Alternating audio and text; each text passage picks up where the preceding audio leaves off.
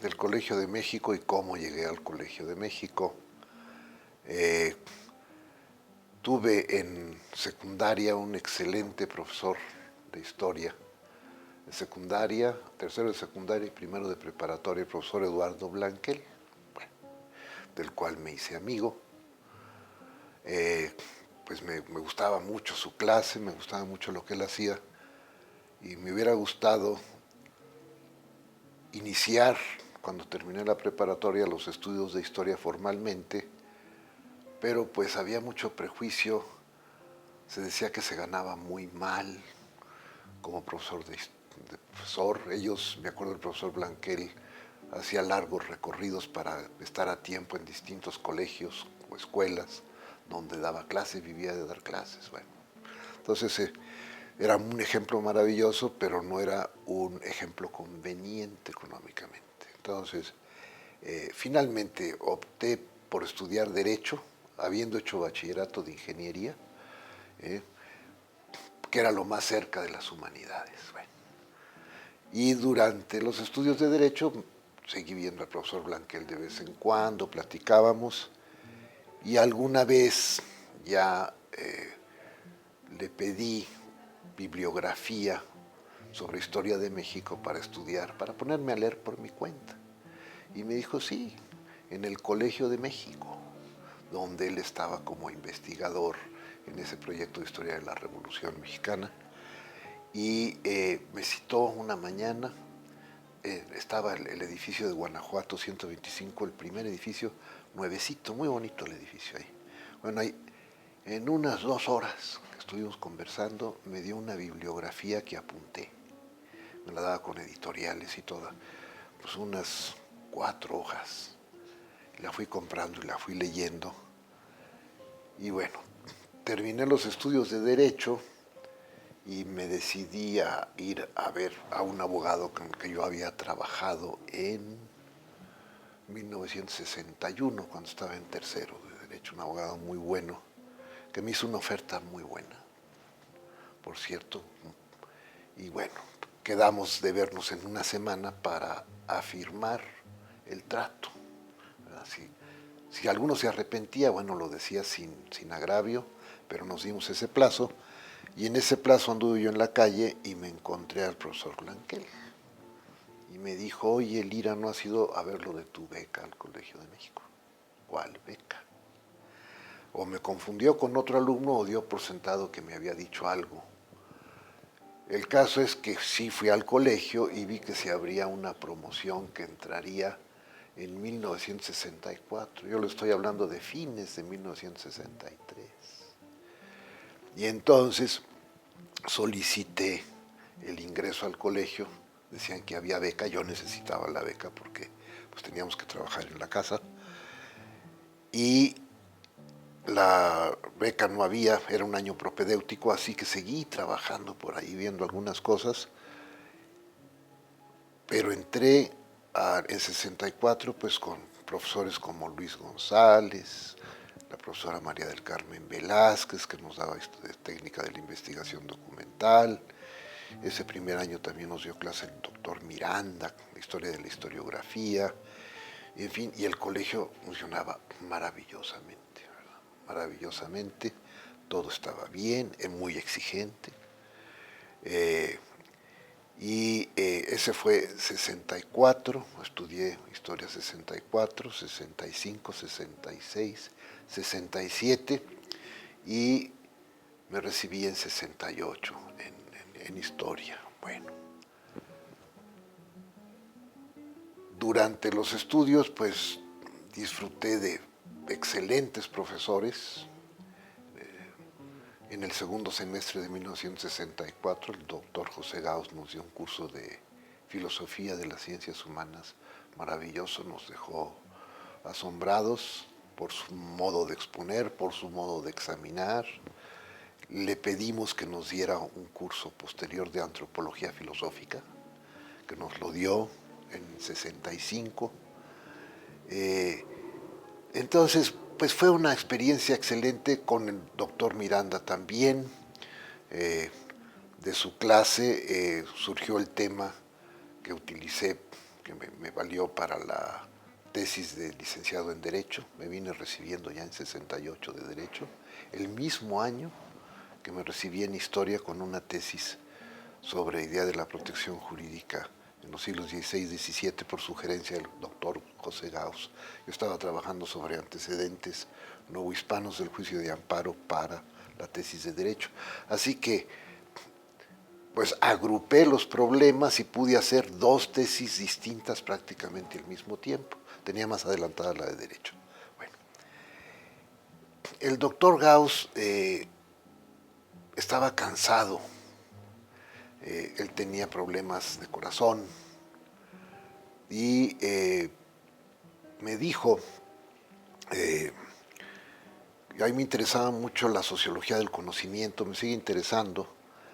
Me preguntó una vez que qué había leído yo de eso, porque hablaba de esa materia, hablaba yo con él sobre eso.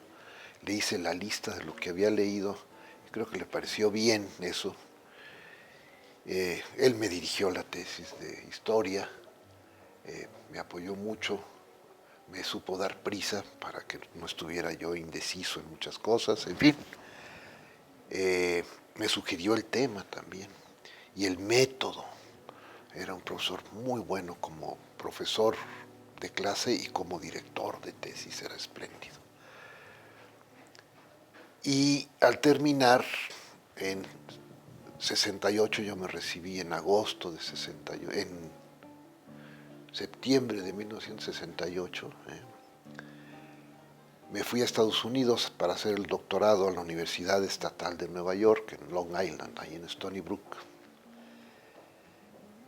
Y el doctor Gauss me escribía, me pedía libros, yo le escribía sobre seminarios que llevaba como oyente, aparte de los cursos que llevaba como créditos formales. Y en las vacaciones de verano de 1969 vine al colegio. Ahí, mayo, junio, finales de mayo, principios de junio, me di una vuelta por el colegio y me dijo el profesor Luis González, que era el director de historia del Centro de Estudios Históricos, me dice, oiga, el doctor Gauss quiere hablar con usted. Y entonces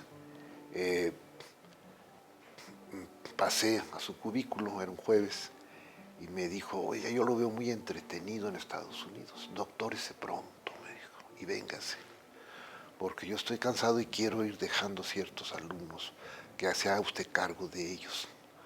Yo tengo que operarme, así que fue una designación de él, porque pues el jueves siguiente, esto era un jueves 3 de junio, por ahí así, porque el siguiente jueves el doctor Gauss nada más iba al colegio, allá en Guanajuato, los jueves, todo el día.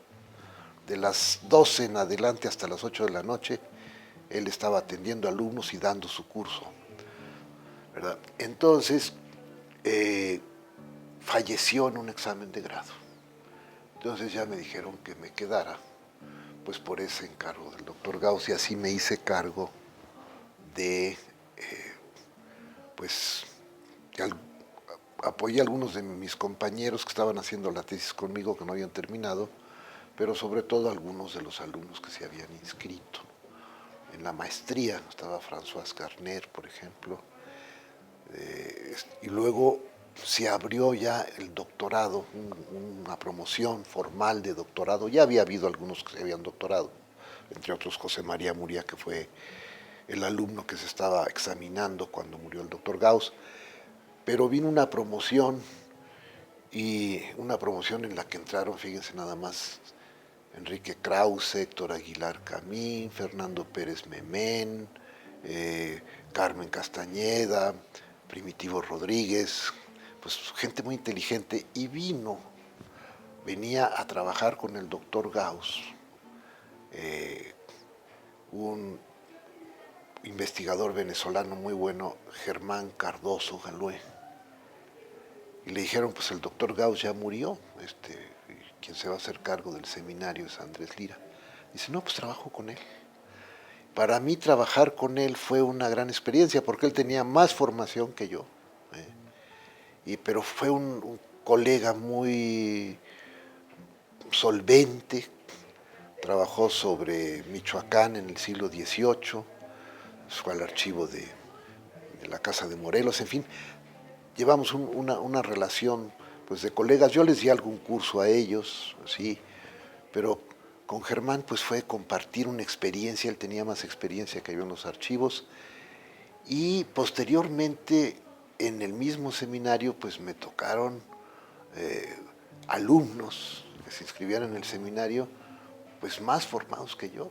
Miren, por ejemplo, llegó Elías Trabulce, que estaba en la maestría, pues él se examinó con un trabajo excelente sobre ciencia y religión en el siglo XVII. También él había trabajado con el doctor Gauss, un trabajo excelente. Vino también otra persona así muy bien formada, con formación humanista, Manuel Daniel Ulloa Ortiz, sobrino de la maestra Berta Ulloa. Pues él hizo una tesis sobre los dominicos en Nueva España, ¿verdad? El conflicto que tenían ellos entre observancia, omisión.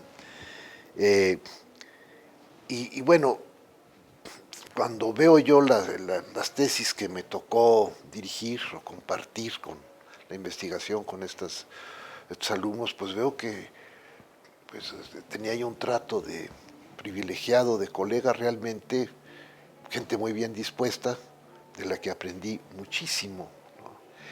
Últimamente he tenido que ordenar el currículum, pues veo como más de 27 tesis, hasta ahorita, hasta donde me acuerdo, de doctorado, dirigidas y aprobadas. Y bueno, son como 60 y tantas tesis entre maestría y licenciatura.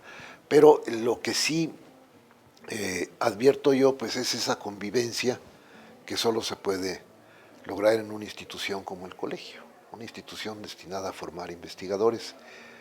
Por supuesto en la universidad también, pero el ambiente del colegio favorece mucho esta convivencia destinada a la investigación, una vida de seminario de investigación, ¿no?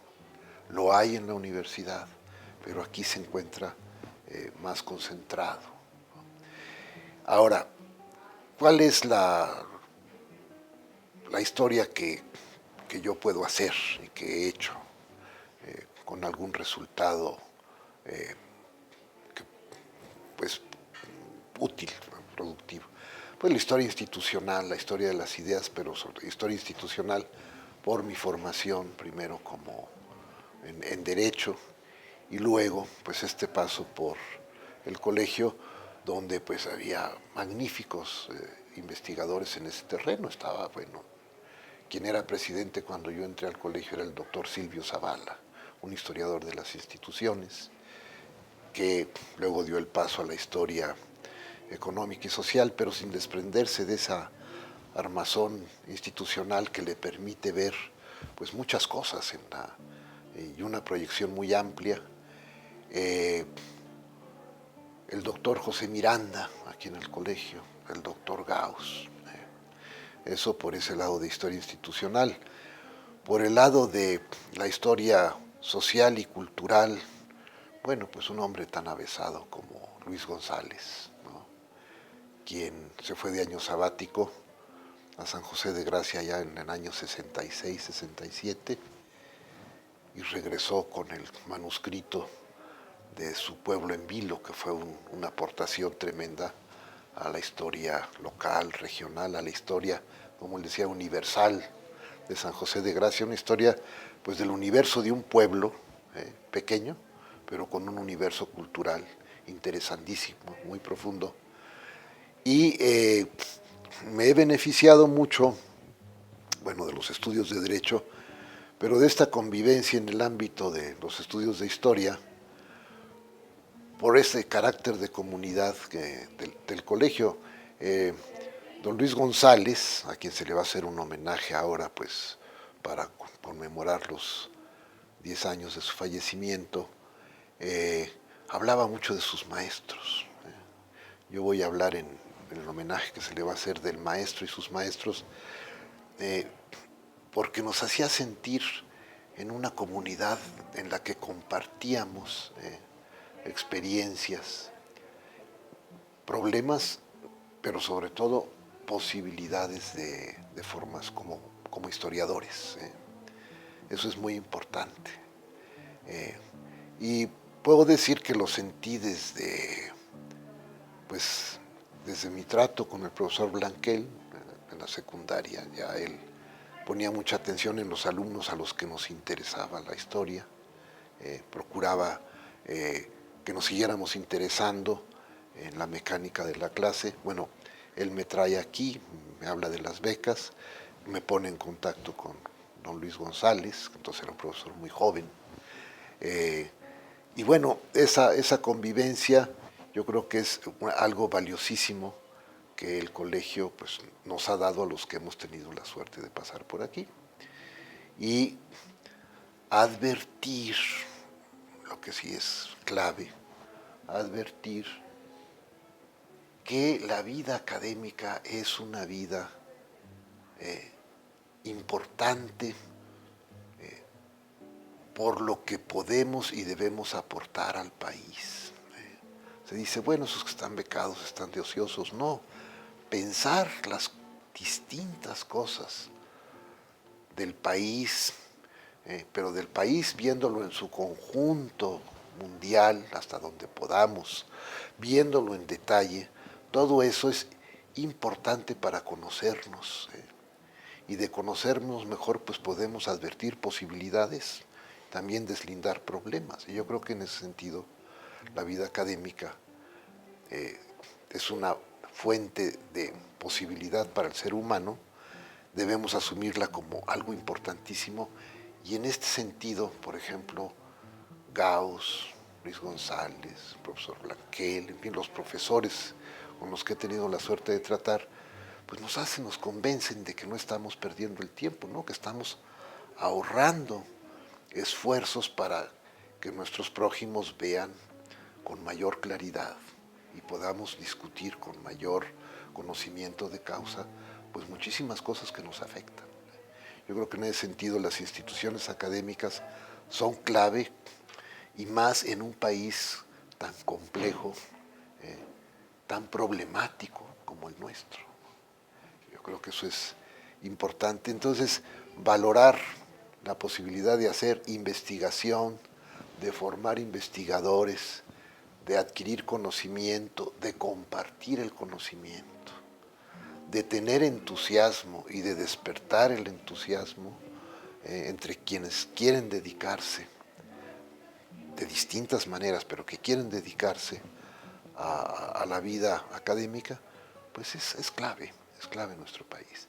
Y eso yo creo que es la gran aportación del colegio desde su fundación, como Casa de España, que recibió a los profesores españoles para que siguieran desempeñando su trabajo durante los días aciagos de la Guerra Civil Española, ¿verdad? Y luego, pues, lo que resultó de ahí, el Colegio de México, como un paso natural, ¿verdad? Hacer de una institución de asilo intelectual una institución mexicana de desarrollo intelectual propio.